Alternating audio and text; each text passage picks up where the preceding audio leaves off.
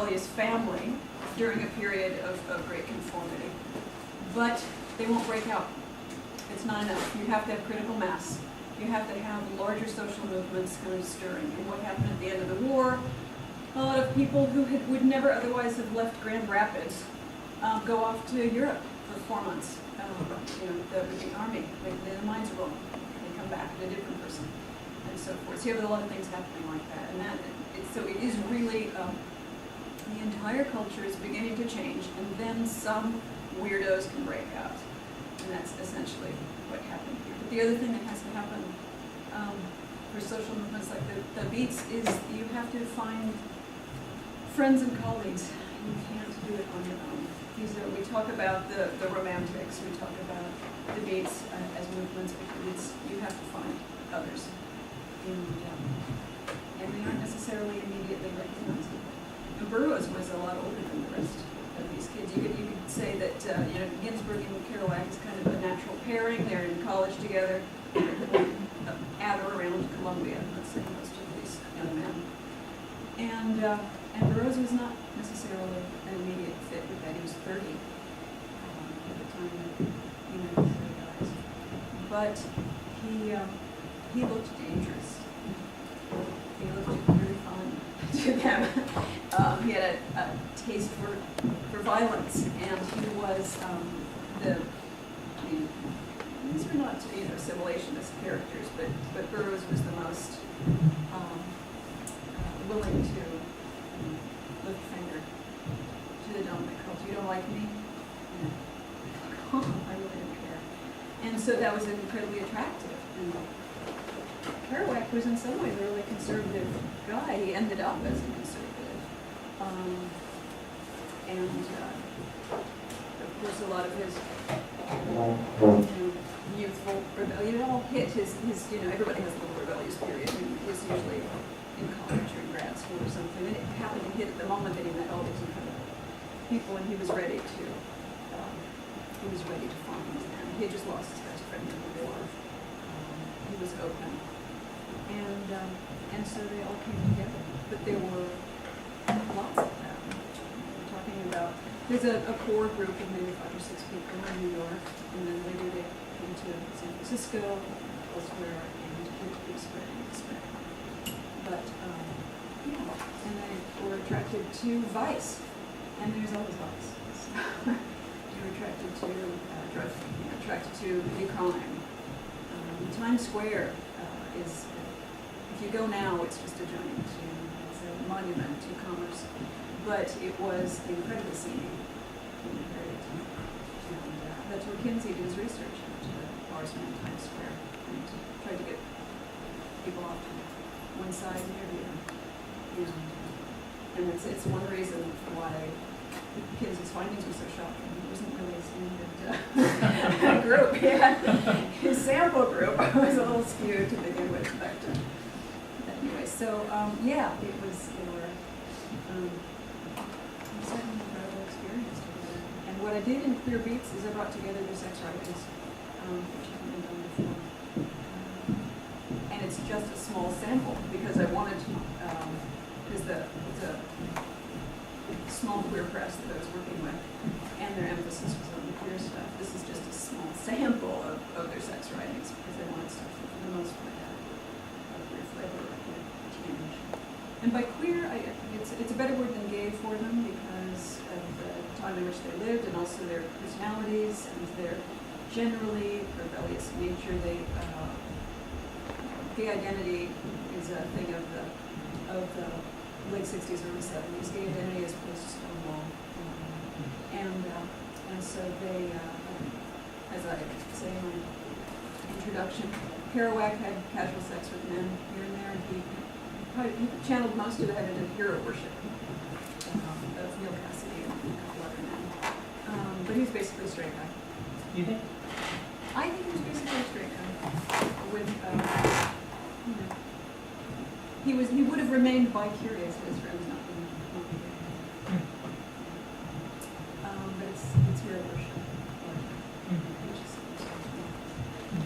And then we have,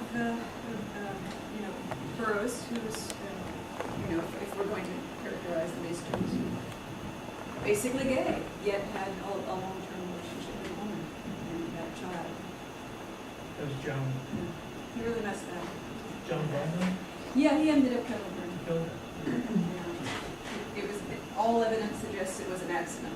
But he was 6 feet away and she had a shot glass on her head. They did a William Tell routine they had done many times. And he shot her in the forehead. He missed deliberately or no? There's no evidence that it was deliberate. But he was so upset by it that it comes up throughout his work for the rest of his life. And he ended up feeling that he had been taken over by a demon, or that maybe her brain had drawn the bullet toward it. And she was a wreck. By the time she died, she was addicted to so many drugs. Her purse once fell open in front of a friend, and they were just pills, all colors scattered all over the ground. So she was not all people should be exposed to drugs, because if there's no other compelling force in your life, sometimes the drugs become the compelling force. So that's what happened with Joan. That was Burke's view too about drugs. He always said that if you start doing heroin and there isn't another principal direction in your life, that the junk will become the principal direction. But happening periodically. And then Ginsburg, who I think he romanticized marriage and children. To the end of his life, he thought that maybe he should at some point have married and had children. But his emotional and sexual relationships were almost all romantic. That was his. If we can speak about orientation, it's anachronistic, I think. But if we can speak about orientation, Brenda spoke last week about Louise County. Yes. She's terrific. I have one excerpt in here. She inspired to me this relationship. They were very charismatic figures, and they attracted a larger group around them. So I can read from part of this, because that's interesting. I'm going to go straight to the sex. I hope you don't mind. Without Neal Cassady, there would be no On the Road, no Visions of Cody, none of the powerful poems Ginsberg would write for him, like The Green Automobile or On Neal's Ashes. Without Kerouac, there would be no Howl. Without Ginsberg, there would be no Naked Lunch. Just as important as the Beats' mutual attraction and influence was the fact that their romantic desires for each other were usually thwarted or triangulated. Ginsberg loved Carr and Kerouac, and then Cassady. Cassady loved Ginsberg, but not in the same way. Burroughs loved Ginsberg, who loved him back, but not as much. Had there been direct, requited, unhampered love between any two beats, they would have paired off and broken the circle. Longing is a better muse than satisfaction. It was not in the first flush of love, for example, but during a troubled separation from his new lover, Peter Orlovsky, that Ginsberg entered the state of mind in which he began Howl. This is true as well of the routines Burroughs spun in his letters to Ginsberg from Tangier, many of which would end up in Naked Lunch. They are a lover's appeal, a courtship display, like the fanning of plumage.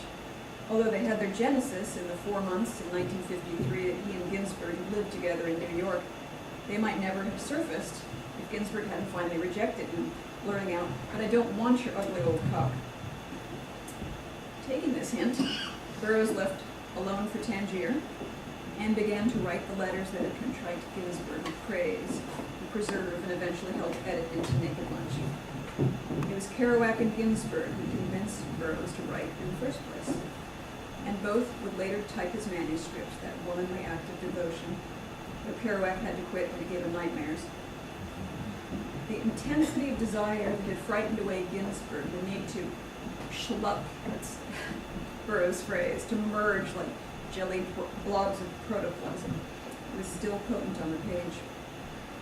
Kerouac's free-flowing, jazz-inspired Dr. Sax is a tribute of sort to Burroughs, and is saturated with the voice readers would later come to know in Naked Lunch.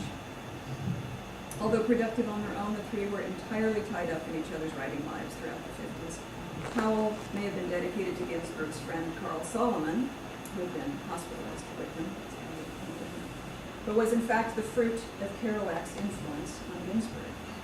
And Ginsberg served as an agent, literary agent, for both Burroughs and Kerouac, taking on a world of trouble.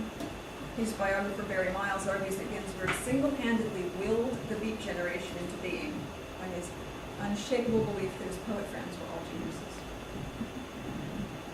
As a muse, it is hard to beat Neal Cassady, who added tremendous native intelligence and curiosity to the requisite youth and good looks. Bigger than life, although ultimately unreachable. He strung along both Kerouac and Ginsberg for years, drawing them out west to Denver, San Francisco, San Jose, promising a heady blend of adventure, male bonding, and admiration for their writing. His ambition was to write, though his gift was for speech. In one of his rambling, inspired, single-spaced typed letters to Ginsberg, these are incredible things. They're so wonderful to read. He admitted that in his earliest efforts, he would change words, even the meanings of words, rather than correct a typing error, and would gamely follow the new word wherever it led. And he knew his life would make fantastic copy if only he could stop twitching long enough to write. And for Ginsberg, he was a classic object of desire, the lean, hard alpha male of his sex poem, Please Master, written months after Cassady's death in 1968. This is the kind of thing you probably expect. Please, Master, order me down on the floor. Please, Master, tell me to lick your thick shaft. Please, Master, put your rough hands on my bald, hairy skull. Please, Master, press my mouth to your prick heart. Yet it was Kerouac, the disciplined writer and notebook keeper, who would capture the hyperkinetic Cassady on paper, absorbing his mannerisms, inhabiting his mind, serving up his stories in a brilliantly mimicked voice. Throughout the winter and spring of 1951, Cassady wrote hard. He worked on his memoirs and churned out 20 and 30-page letters to his friends. The famous Joan Anderson letter emerged in these fertile months. A 23,000-word confession to Kerouac about an early girlfriend who had an abortion for Cassady, and then waited for him to pick her up while he and a friend got drunk in a nearby bar. Recognizing the power of what he'd written, Cassady explained that his method was to push ahead without stopping or questioning himself. He didn't change a word. You'll find this with Kerouac and Ginsberg as well. They celebrated this motto they'd taken from. It was the first thought, best thought. And they tried to write without revising. Sometimes the results are incredible, and sometimes it's, as you would imagine, not. We did that here last week. And some of the results were,